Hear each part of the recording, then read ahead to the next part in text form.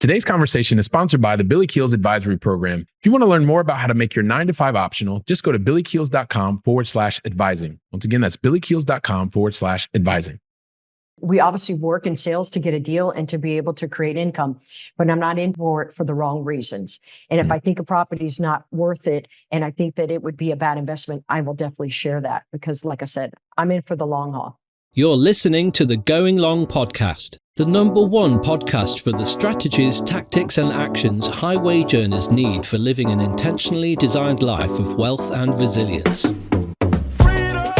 Welcome to the Going Long podcast. We're back once again to continue to help to educate you so you feel much more comfortable as well as confident investing beyond your backyard. I'm your host, Billy Keels, and guess what? Yes, I'm super excited to welcome you back to another amazing conversation. Today, you're going to get massive value. I'm absolutely convinced. And you know what? Before we get into that, though, I want to say thank you to you because you continue to invest your time here with me, with us. It's amazing. I really am grateful for that. And so also want to give a special thanks to those of you who continue to tag us across LinkedIn, across Instagram. It means the world to us. You're bringing more and more people to the Going Long family. We really appreciate that. Helps us to continue to stay in the top 1.5% of podcasts globally. And there's over 3.3 million podcasts. So that's absolutely awesome and attributed to you. So thank you so very much for that. Also, for those of you who want to check out any of the previous episodes, just go to billykeels.com/podcast. I think there's like over 390 some at this point in time, which is just absolutely phenomenal. Never thought we'd be at this point. So go to billykeels.com/podcast. Today, if you love the sales profession, if you love being able to serve others, if you love being able to connect with local experts, like you are really going to get a massive amount out of today's conversation, especially if you know when someone is also sharing and sharing some pretty vulnerable things about life and things they've overcome. I know you're going to get massive value out of today's conversation. Because today we're going to speak with the Director of Sales of Urbanized Properties, Kristine Flook, and we're going to get to that just after this. So if you want to understand how having an obsession on service, as well as a solid local reputation, can drive future long-distance investing success, then guess what? Today's a conversation you're going to want to listen to until the very last word. I promise. You know why? Because today's guest, and this is something I just found out just a little bit ago. I'm going to add this in. I don't normally do this. She actually started her background, in the food service industry. And she's going to tell us a little bit more about that. That rings close to my heart, by the way.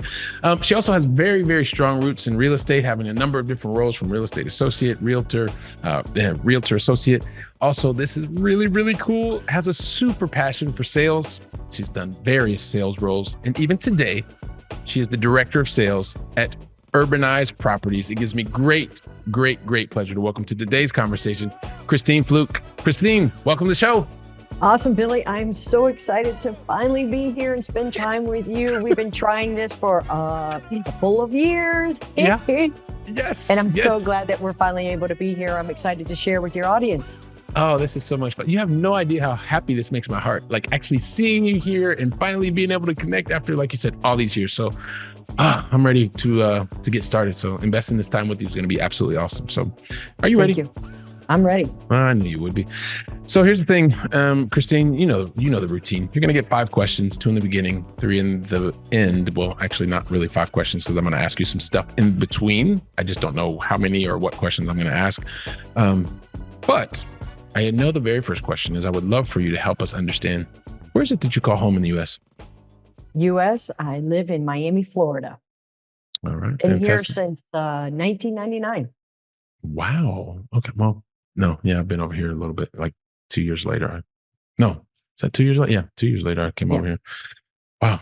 Yeah, math. Anyway, so so aside from living in South Florida, I would love for you to help us understand, because I love positivity. Help us understand, what is the most positive thing that's happened either to you or sometimes I like to say for you in the last 24 hours? That's great. I would say, let me stack a couple of wins here. First of all, I woke up today. That's a good win. And I thank God every day for another day. And the next thing is, I recently just booked a trip to go see my little nephew in Texas for his 9th birthday coming up in May. So that was pretty exciting because it's been a couple of years since I've seen him. Actually, yeah, about 2 years. So I'm excited to go and surprise him for his birthday. He doesn't know I'm coming yet. So that's something that's recently just happened in the last 24 hours. All right. So I'll just have to well, first and foremost, and being able to recognize the awesomeness of, even being able to wake up every day and be able to do that in a healthy way is fantastic. And then we're going to have to maybe keep this one kind of low profile until you can get on that flight, because, we're heard in so many different countries around the world. And Oh. knowing that his auntie's going to be here, we don't want anybody to find out that you're going to be showing up early. Well, his mom knows, so that's Okay. most important. All right, So, all right, there you go. There you yeah, go. Okay, yeah. so we're good. We're good. I'm glad we're part Okay. of the inside crowd. This is Okay, awesome. so I guess then this recording is going to come out before me. Possibly. You never know. Okay. I know the host, so it may show up a bit early. You can but, pull some strings. Yeah, maybe one or two. Now, so this is really, really awesome. So I appreciate you sharing that with us as well, Kristine. And so I know you and I have connected for a while, and some secrets you may know, but others you may not. And one of them is that I am a recovering perfectionist. So sometimes I try to do things that are a little bit beyond what most would say, or, is it kind of the way to do things, i.e. like trying to tell your entire backstory. I think it was like a second and a half I tried to do. Like I was really trying to condense it. I was never going to do that, but I still have this like gene that says, try it. So I'm going to ask for your help, Kristine. And first and foremost, I'm going to ask that you help me by you telling your backstory. And you can take as much time as you want because you are our special guest today. And then I'm also going to ask you for a little bit of help. If you can also please talk to us about some of the major decisions that you've made to get to this point in your journey. And then based on that, we'll see the value that you're going to add in today's conversation and what questions I come up with. Sound Excellent. Excellent. Sounds great. So Over to you. backstory. I mean, I grew up in Jacksonville, Florida. I moved to Texas and went to high school in Houston. And from there, I moved to Orlando, Florida to live with my brother. And that's where the restaurant, well, actually it was prior to that, but let's just start with there that I worked in the restaurant business. I actually worked at Disney for a little while at the Dolphin Hotel. And one of my job requirements was to dance in a white poodle skirt and a pink top for the guest with an old Wurlitzer record player. So that was required like every hour. So I learned how to serve and dance for the guests at Disney. From there, I moved on to Hard Rock Cafe. So we're talking in these realms of restaurant, a lot of people in these areas that you're constantly serving. I mean, we would do 5,000 guests at Hard Rock before it became where it is today. So fast forward, I moved to Miami in 1999. And that's where I started getting more of the sales bug in my career. So from there, I started working at Miami New Times, which is a weekly paper, and I would go and talk to businesses to get them to run ads in the publication. And within 6 months, I made employee of the rookie of the year. So that was pretty exciting. So I guess I knew that I was obviously doing something right and talking right. From there, my good friend who is the broker of Urbanized Properties, Janet Crusette, she had her license in 2001 and said, "Hey, you'd be really good at real estate." And I said, "Oh my gosh, go back to school again and take a test? Oh my goodness." Well, that's exactly what I did in 2004. And I've been in real estate since 2004 and here in South Florida. From 2004, I switched over to commercial real estate in 2006. And here at Urbanized Properties, we're a boutique firm in South Florida, and we've been serving in our community investors' portfolio since then. And just as of recently, we have reached other cities in Florida in doing real estate transactions. Wow. So there's so many different things. Like there's like so many different areas that I want us to go. But so you get to real estate, but you started talking to us in the beginning, just I guess professionally, kind of on the food service side of things. I'm really curious. I guess even before we get started, you also mentioned that in 1999, when you went to Miami, that's kind of when you started getting into sales, right? Correct. So there's a lot of different, like, I obviously, well, not obviously, but what you do know about me, I really love the sales profession. I think when done properly, it is without a doubt the most positively impactful profession that exists on earth, right? Um, yeah, I do feel that strongly about it. And so the thing is that it's one of the professions that most people kind of either run away from or cringe when they hear like the sales profession. Sure. And I'm just curious, when you went from uh, restaurant industry to sales specifically, what was it that made you run towards sales or even move towards sales? Maybe you were pushed, but what was it about sales that attracted you? I think I just naturally have a gift to talk to people. I'm not really shy. And it also I believe in sales that you need to have a type of grit, and you Mm, also need to have a type of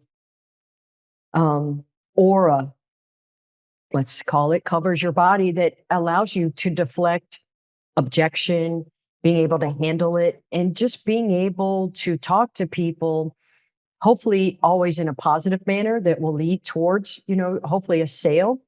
But I think it's just dealing with the hard side of sales that can really make someone cave in if you're not used to handling, well, objection. I mean, that's really what it's about, right? Because sales, you always are looking for ways to generate income. And I think just through the restaurant business and that I started in, I just met all different types of people. And they were, they could be happy, they could be great, they could be on their manners. And then there's people that are rude, just angry. And I think with sales, you just kind of learn how to navigate all those intricacies of the business and sales. yeah, it's one of those things where you definitely can navigate those intricacies, but it's one of those things where you start to see the good, the bad, and the ugly. Right. My very first job, I was doing a paper route. I think it was 12, but my very first like quote unquote paycheck job where I was kind of like had to use my social security number and all that other kind of stuff. Well, maybe I did with the people paper route too. I'm getting up there in age, but was in the food service industry, right? It wasn't those golden arches. It was the other one that had the wore the crown. And so I was like, I got started there.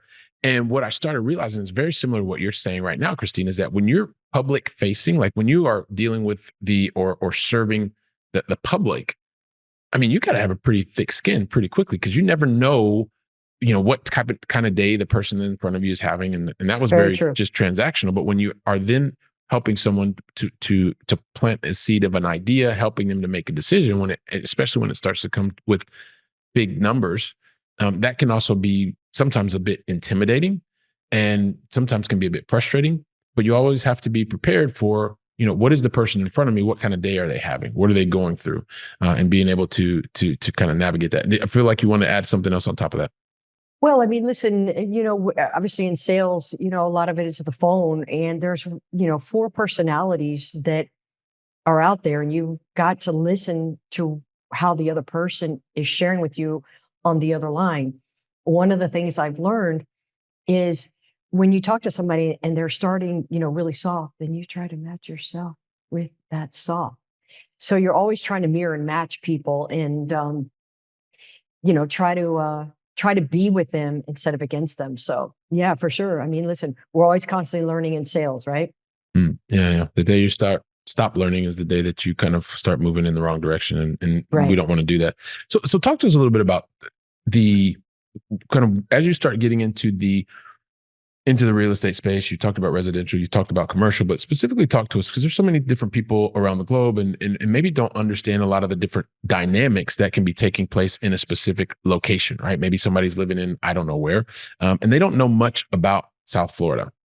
Talk to us about some of the things that are interesting, some of the things that are happening that may say, hey, you know what? Let me find out a little bit more about what's going on there. Excellent. South Florida. I mean, what can you say? You've got beautiful weather, amazing beaches, beautiful people, and there has been so much growth over the last, let's call it, I mean, if I was to say 3, 5 years, let's go back 10, 15 years, areas that I would go and, knock on doors and talked to owners, they didn't realize that they might have a single family home, but the dirt underneath it is actually commercial. And you assemble a bunch of owners on a block, tear all those houses down and build. And that's kind of what's been happening in different areas here in South Florida, Edgewater, Design District, Little River. I mean, even in Fort Lauderdale, I mean, we've got the boat show that's actually happening this past weekend.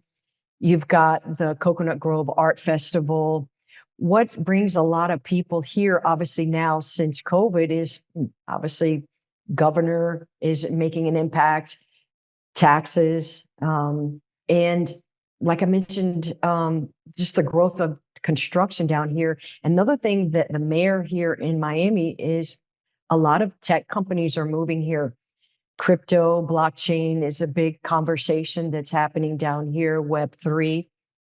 And now here we have AI that popped in on, our radar since November of 2022. So I think with the culture that we also have here in South Florida, it's a mix of Argentina, Colombia, even just people from California and New York. I mean, what else can I say? Yeah. I'm in fabulous weather. I mean, the month of February is fantastic here in Miami, but I would say the culture and just a lot of development is going on here. Yeah, and so when you take all these, take a number of these different factors, and I'm sure we'll give the Go Along family an opportunity to reach out to you and stuff like that, where you can find out specifically more detail. But when you think about everything from government to infrastructure to, we start thinking about high tech. You think about weather, which is one of the reasons that people like to move. I mean, I live in Barcelona, Spain, for goodness sakes. I like 300 days a year of sunshine. For some reason, it just feels great. Having the Mediterranean next to me and having the Pyrenees as a backdrop. Yeah, it's one of these things that are intangible that you really, it's something that can bring you to that specific area. You talked about the taxes and things like that. And also being, very, very business friendly as you start to think about it from an investing perspective, right? That's great. So talk to us a little bit about, because every time you're looking at this long distance investing, right? We're thinking about, we live in one place and we want to look at investing our time, our energy, our capital in another place. And you're a local expert, of course. And so talk to us also too a little bit about the foundation. And sometimes when you're looking to understand more about a team, you talked about the team that you're a part of. You're a boutique firm. So talk to us a little bit about what that means. What are a lot of the positive aspects for someone who is interested in learning more about how you can, get involved in what's happening in South Florida, and what are some of the advantages of working with the boutique firm? Great question. And, Janet Crusette is the broker of Urbanized Properties, and her and I have been working together since 2004. And we actually created Urbanized Properties in 2015. I think what makes us unique is, I would say 85% of business that we generate is off market. And that is an advantage to our investors who are looking for non-competitive ways to buy properties. Not only that, I think the fact that providing good customer service in a boutique approach is also another competitive edge for us. We're always learning, we're always staying curious, and we're always thriving in South Florida. And we're always reaching out to new clients and providing them opportunities, whether it's in apartments, whether it's in development, warehouse. I think that is what helps attribute Urbanized Properties and being in business for so long. I mean, you've got the bigger, companies like Cushman & Wakefield, Marcus & Millichap, JLL, Newmark. And I think whenever you are having a more customer service oriented and your communication is on point, I think that's what really makes us thrive here in South Florida. And so as you juxtapose some of the names that people would recognize globally, right? And you're helping us understand the advantages of working with the boutique firm. And you talked about service and client service and being able to have a direct interaction.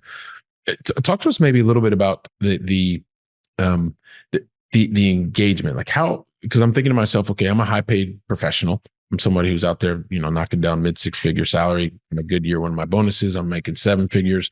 And I know that I don't just want to be exposed to Wall Street. When I'm contacting you, is it something that I'm typically doing on my own, or am I probably coming in with a number of other people? Help me understand what that kind of looks like for you today. Are you talking about like how we approach clients? Is that the question? Well, it's more the clients that approach you. Are they usually individuals? Are they usually groups of individuals? Kind of talk to us a little bit about what that looks like for you. Actually, it's a variety. It can be individuals that have, looking for JV. Well, sorry, let me back up. It could be a small group of individuals. It could be people that are moving here and looking to start their investment career. So obviously, everyone had to start somewhere. We also have people that are bigger companies. Example, a deal that we did in Jacksonville last year was a 350,000 square feet warehouse, and Revlon, the global beauty cosmetic company, was the seller. And we sourced the deal off market. We already had the buyer, and we successfully closed that last year. And it was a vacant warehouse building. And the buyer was someone that we had been working with for about a year and a half in sourcing deal flow. And he works as a company, but he also has investors that he brings on board. We have other companies that are looking for retail shopping centers. Example, just connected with one last week that is out of California that are looking to buy here in South Florida. A lot of, again, what we do is we reach out to people and create deal flow that is off the market. I will contact owners. Example, a company that we work with out of Puerto Rico. They buy a lot of properties here in Florida as well as nationwide. And, one of the things that you always have to do is stay in front of them, because you're only as good as your last deal. And if you're not bringing deal flow, then you're not staying in their mind. And so one of the things I kind of pride myself on, and I hope I'm answering your question correctly, is, sometimes I just say, hey, how are you? What's happening this week? And just making sure that I'm staying with them, because maybe they didn't think of me. And now they're, I should hit up Kistine because I'm looking for this, or I want to sell this particular property. So hopefully I'm answering your question correctly. Well, yours is not a right or wrong answer, and you definitely are answering the question. What you're doing, Kistine, at the end of the day, is you're helping us understand, like, okay, yeah, I'm a high paid professional. Maybe I want to invest in things in a specific asset on my own. Maybe I know 3 or 4 other people, or maybe I know 10 or 12 other people, and we're interested in really understanding or exploring the opportunities that exist in the South Florida, or even as you talked about now that you are branching beyond South Florida, where are the specific opportunities? So just to as I reach out to you, I want to know that, okay, yeah, I'm in Kristine's wheelhouse. And I know you have your process and you'll help people understand whether or not it could potentially be a right fit or not. But it's just also I always like to think about the going along family, because they're probably. Let me just add here. Yeah, please. One of the things that I'm not in for the wham, bam, thank you, man, quick. I want to build a future. So I want to know that when you're reaching out to me, I'm providing you the information on the property. Let's call it 100 units. You're looking for a rent roll. You're looking for expenses. You're looking for CapEx that's been done to the property. You're looking for condition. And a lot of times when I reach out to owners directly and or through my relationships with agents, when we work on these off-market properties, is I want to make sure I have all that information, because I know that is what the buyer is going to look for. And when I provide the information, I pride myself in doing it in a timely manner and providing as much accuracy as possible. As we know, agents get, the bad rap on, they're inflating the information, so it makes the cap rate look better and things like that. And I'm just not in that column of, brokerage for people buying, properties. So I think that's one of the things, again, we pride ourselves on in addition to the communication, it's just priding the accuracy of the information. And I think that's important too. Yeah, information accuracy is absolutely key. And it is one of those things, as you become more and more experienced, you recognize how key it can, because it can help you to make a decision A or a decision B, right? But ultimately, it's to help you make a decision. I just want to throw in here and just let me say, it's not about, I mean, listen, we obviously work in sales to get a deal and to be able to create income, but I'm not into for it for the wrong reasons. And if I think a property is not worth it, and I think that it would be a bad investment, I will definitely share that because, like I said, I'm in for the long haul.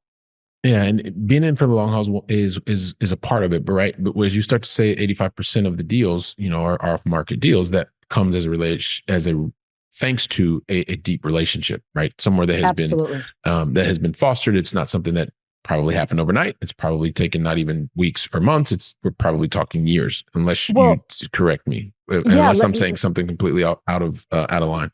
Yeah, I'm glad that you mentioned that because that's one of the things that kind of plays into let's say, right. So you're contacting owners, they might not know you, and yet you might have a property that might work for them. So it might be a relationship that you just start on a phone call. Now, obviously, that's going to take time to create the opportunity, present it, lay it out. Example, if I may. A deal that we recently just sold in Ocala was 60 acres for development. And because I posted it on LinkedIn, a group out of North Florida reached out and said, hey, we want some help and have your team help us provide some land opportunities. And now I've been cultivating that relationship since December. And now we're already working on additional land. So what I'm saying is that sometimes it could be a longer relationship. Sometimes it could be a quicker relationship. The thing is, it just depends on how fast these people want to get a deal. Yeah. And to your point, it's about establishing the right foundation so that there is a prospect of a longevity of a relationship. It's not something that's just going to happen one off and then you're on to the next thing. I trust you're enjoying today's conversation. If you want to find out more about how to make your 9-to-5 optional, just go to billykeels.com/advising. Once again, that's billykeels.com/advising. Now back to the conversation. So one of the things, and this is, a lot of your current state and your future is formulated by things that have recently occurred in your life, right? That's because it's just what the things that are closest to our mind. And so we're talking about relationships, and I understand the importance of relationships and those intentional relationships, right? And that is the foundation of so many things. Once you have your health, it's the relationships of the people that are around you, and then and this is just me talking out loud because I've spent 21 of the 26 years of my professional corporate career, and then ever since then, in a service-based mentality or service-based profession, which is sales. And at the same time, none of that happens without having the right relationship, the right intentional relationship. So talk to us about that. You've mentioned it a bit, but talk to us a bit more about the importance of being able to establish the relationship and a clear understanding and a transparency around relationship of those that you are serving and looking to gain access, Kristine, to you and to your network of people. Talk to us a little bit about what that looks like on a normal basis to be able to develop the relationship over time, if there is a quote unquote normal. Hopefully I'm going to answer this correctly. So again, you will. I think one of the things, well, like I mentioned before, I'm not really shy talking to people. I could go to a grocery store, and if I see somebody, I would talk to them. If I'm, I can't say, going into networking events, connecting with people, I'm not afraid to approach them and start the conversation. And I think I'm going to boost myself. I think with the warmth and the energy that I have, I attract people and they want to talk to me. Mm-hmm. I also think that people feel and sense the sincerity in which I come from. So how does that equate?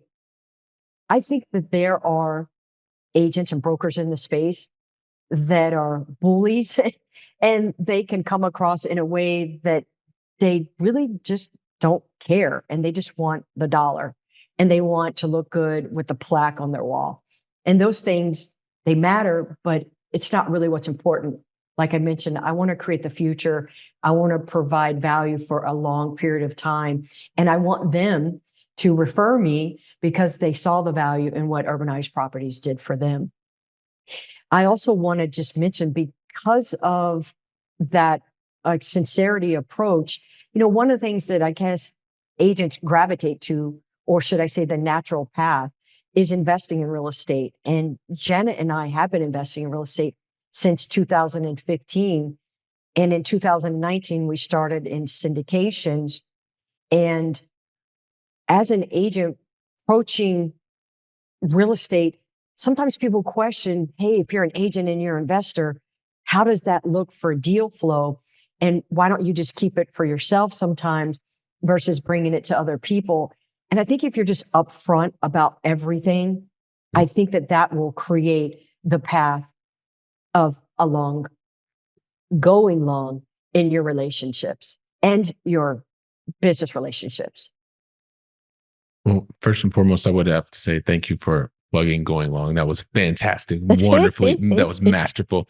And at the same time, I mean, what you're speaking to is that transparency. It's about being able to deliver the messages in a way that's going to help the person in front of you make a decision. Sometimes that Correct. decision will be one that moves them forward, and sometimes it will be one that moves them away from the specific opportunity. But having spent so much time in the profession, right, over a quarter of a decade, it is, our role, I believe our role is to help people make decisions. It's to guide them along that path. And when you're doing that effectively, the goodwill is built, and will want them to come back, will lead them to come back to you.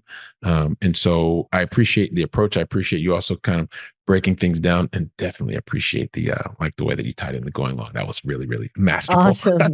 Thank you. Thank you so much. Thank you. So Kristine, is there anything that you want to add? Because here's the thing. I mentioned to you, I have 3 questions that I have to ask you, and that's on the back end of the show, and that's kind of where we need to get to the Going Long final 3. But before we get to the Going Long final 3, is there anything that you want to add in, or tell us that maybe you have not told us yet about what you have going on at Urbanized Properties and how you're helping to serve others? I think what we're always striving to do at Urbanized Properties is, we're growing, thriving, and not just surviving. I mean, we are learning, we're staying curious. We track our progress and, growing our conversations with people like you in the audience, in social media, and since Urbanized Properties 2015, like I mentioned to you, not only are we providing off-market opportunities for our clients, but we are also offering path to create for the future. And I guess I can't express enough that just showing up in an authentic way. And people, I think, really get a sense of how Janet and I come across that way. They know that when we talk to them and when we bring them an opportunity, that we're coming from truth.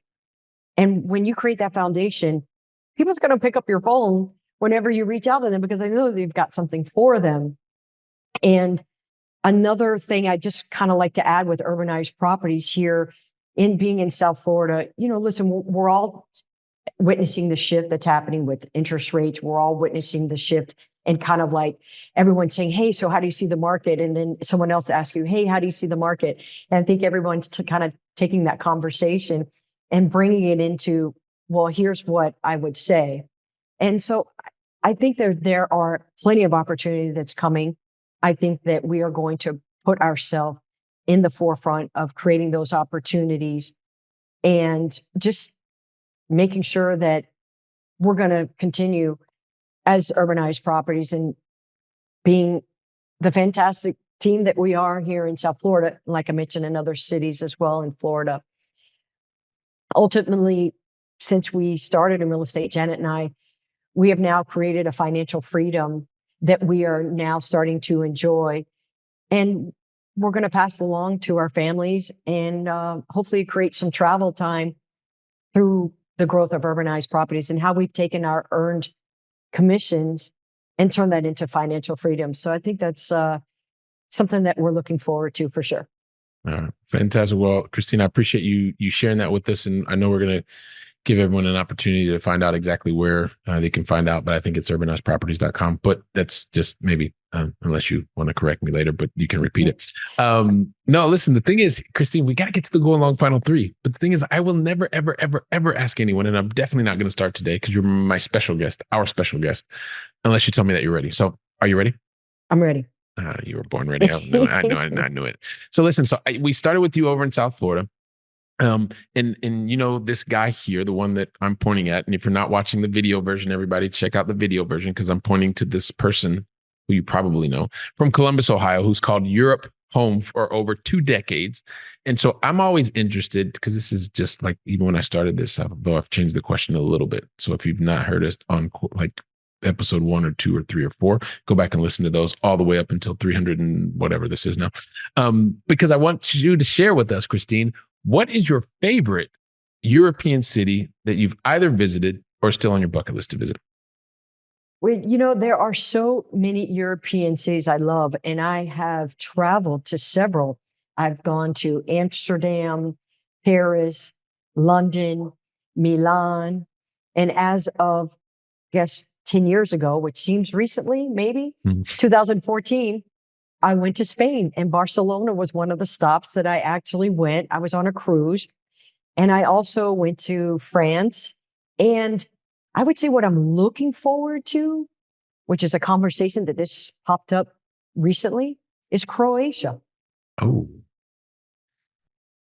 fantastic. I thought you were going to say Barcelona. I was going to be like, oh, yes. Well, I've been there, No, I'm and kidding. I like it. I like know. it a lot. I actually had a couple of friends that just moved there from Miami that just relocated to Barcelona. Okay, well, let's talk about that afterwards. Then we'll talk about that afterwards. But I went to well, I'm sharing here. I went to Dubrovnik last year, and it was really, really awesome in Croatia. It was a lot of fun, and so I can share a couple of things that, at least from my experience, it was really, really awesome. So I don't know if it was for Dubrovnik or maybe Split or one of those, but we'll make sure that we include that in the show notes. Okay, which I appreciate. And question number 2 is something that I have recognized for so many. I've been really, really fortunate, like extremely blessed to come into contact with so many like successful people. And I consider you to be someone who's also extremely successful because on a number of different levels, you continue to help and make a positive impact on others. Some of the things we just even scratched the surface and how you're making such a positive impact. But one of the things I've also recognized is really successful people, they don't get things right every single time the first time. Like usually we're seeing the umpteenth iteration of whatever it was that they were trying to do. And one of the things that has also separated those really successful people is every time that they do something and it doesn't get to the desired end state, meaning they made a mistake or call it a learning opportunity or whatever it is, without fail, the most successful people, every single time they have one really amazing thing in common, and is that they put different strategies, tactics, and actions in place to minimize the probability of something going wrong again. And so what I'd love for you to do is not think about what went wrong, like if you're thinking of that scenario, because I know you are, because we asked you to do that or ask you to do that. But more importantly, what is the lesson that you learned when something didn't go wrong? Because I really want you to share the lesson that you learned, because that's the thing that's going to make the most lasting impact for the Going Along family. And also, it's going to help us, them, to minimize the probability of that exact same thing happening.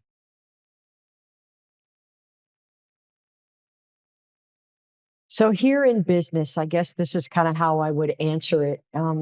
Lessons learned, because we know our craft so well that sometimes when we approach our clients, we have solutions, but first we have to build the relationship. And then on the flip side of that, that's also been to our success, as some clients want us to kind of just get right to it. And our enthusiasm with this approach is sometimes we strive to stay in active deal flow that we're providing for our clients, that we want to keep and repeat clients and generating business for them. And so I would say my lessons learned is like kind of what I mentioned before. You're only as good as your last deal. And if you're not staying in touch with your clients, if you're not providing the right opportunities and creating success for your clients, is purchasing a property. And I think that's really the biggest lesson is you're only as good as your last deal. I think one of the things I wake up every day and strive for is just being a beast at what I do, but doing it with professionalism, enthusiasm, and being your word. I beat cancer in 2019, and I'm here every day to be a stand for, well, believing in God, because without him, I wouldn't be here. And just, there were many lessons. Why are there lessons? I think it's more appreciative every day for the simple things in life. And there's people actually on LinkedIn that have reached out to me asking me for some guidance because they're either going through a struggle with their health. But I would kind of go back to you're only as good as your last deal. Yeah. Well, you're as good as your last deal. I appreciate your vulnerability and sharing with me and the entire Going Long family. And congratulations on your beating cancer. I think that's phenomenal. And it's one of these things also too, Kristine, is when we recognize that we're all real people, we go through real things. I mean, life happened for me a lot Yes. Recently. And so it's one of these things where you start to recognize like, wow, you know what? Kristine's an absolute beast in what she does, and she's phenomenal. And at the same time, she's relatable. I can reach out to her, I can talk to her, and I can really ask her her advice on a couple of things, or maybe challenge some of the way that she's thinking, because she's a real person. And I think that is one of the most, it's one of the most special things about any relationship that you can create, in the intentionality of those relationships, what we talked about in the very beginning, that comes through and you can feel it. And so appreciate you sharing that. And also, just as a reminder to everybody, just continue to, always focus on what it is that you're doing most recently, because that's what's going to leave the longest lasting impression. So question number Thank you 3. for letting me share that. Yeah, absolutely. Absolutely. And the last of the Going Long final 3, and then we're going to wrap things up, Kristine, is really about helping to feed our minds with knowledge. So I'd love for you to share with us one book recommendation. The Gap in the Game. I just picked it up beginning of February. I attended a multifamily event in November in Orlando, and this young lady had mentioned it. And I've already been hearing people since last year's mention this book. And I started reading it, and it's like, wow, you really start to recognize when you're in the gap and when you're in the game. And here, being in sales, for sure, you can definitely spend some time in the gap, and then you've got to figure out what's the gain of something that you just learned. So that's the book that I'm recently learning or reading. Fantastic. And learning. Fantastic. Yeah. It's a constant learning process, right? It's a constant learning process. The Gap in the Game, we're going to include that in the show notes as well. And, Kristine, I've been waiting forever for you to join me here and make this massive impact on the Going Long family. And I think, wow, you talk about, you're thankful for waking up this morning, and also being able to have that special birthday party that we're not going to tell anybody. Your nephew's 9th birthday. I have to whisper that just in case. You never know. And whether it was starting in Jacksonville, going to Texas, coming back to Florida, and recognizing, well, listen, even if you started one place and you were serving the public and doing that from a restaurant industry, and then you realize, like, hey, in 1999, there's this opportunity, and you're in South Florida, and you can move from the service industry on one side to service and sales, because at the end of the day, sales is a service-based industry, no matter what we are doing. And so it gave you the opportunity to really recognize this talent, this passion that you had inside, to be able to help others solve problems, to be able to use your ability to connect with other people. And then you went from there and then be able to take it even into the next step, which is in the real estate industry, being able to do that, whether it was residential, then recognizing that there was opportunity to even go beyond that and do such on a larger scale in commercial. Yes. And then today you're continuing to do that. You're continuing to build relationships. You're not just in South Florida. You're in other places. Heck, you're here even on the Going Long podcast, sharing this to a global audience, which is absolutely phenomenal. And so everybody's going, Billy, just ask her the question, man. So I'm going to ask you the question, Kristine, because everybody wants to know, even though we've kind of already told them, what's the best way for the Going Long family to reach out to you, to find out more about you, what you've got going on, as well as what you've got going on at Urbanized Properties? Talk to us. Fantastic question. Always happy to answer that. 305-318-6366. That's 305-318-6366. Kristine, And here at Urbanized Properties, Kristine at urbanizedproperties.com is my email address. Social media, which handle am I not on? I am not on TikTok, but I am on LinkedIn, Facebook, Instagram. And then, of course, you have my website, urbanizedproperties.com. Fantastic. Well, listen, Kistine, thanks so much. I have you just threw your number out there, and I take no responsibility for if your phone is blowing up all day, all afternoon. I look forward to that. Yeah. Okay, there you go. No, so I do want to say, truly, on behalf of the entire Going Long family, thank you so much for deciding to invest your time with me, with us today. Really, really appreciate it. Thank you. Thank you so much, Billy. All right, cool. So listen, can you give me 15 seconds? I'm just going to wrap things up, Go Long family, and then I'll get you out of here, I promise. Listen, everybody, this has been a long time coming. Really, really glad that you've had an opportunity to learn more about what Kristine's doing, also the things that she's got going on in Urbanized Properties, being able to understand, connect more with her, with her story, how her and the team, how they are serving investors, people looking to know more about the South Florida market. I'm sure you've taken a lot of value from this. Share today's episode. Share it with 2 or 3 other people, with family members, and then go from the sharing to also talking about the concepts that Kristine was talking about. While you're doing that, I'll be here preparing for the next conversation. Okay. So until then, go out and make it a great day. And thank you very much. Today's conversation was sponsored by the Billy Keels Advisory Program. If you're looking to make your 9-to-5 optional and need some help, just go to billykeels.com/advising. Once again, that's billykeels.com/advising.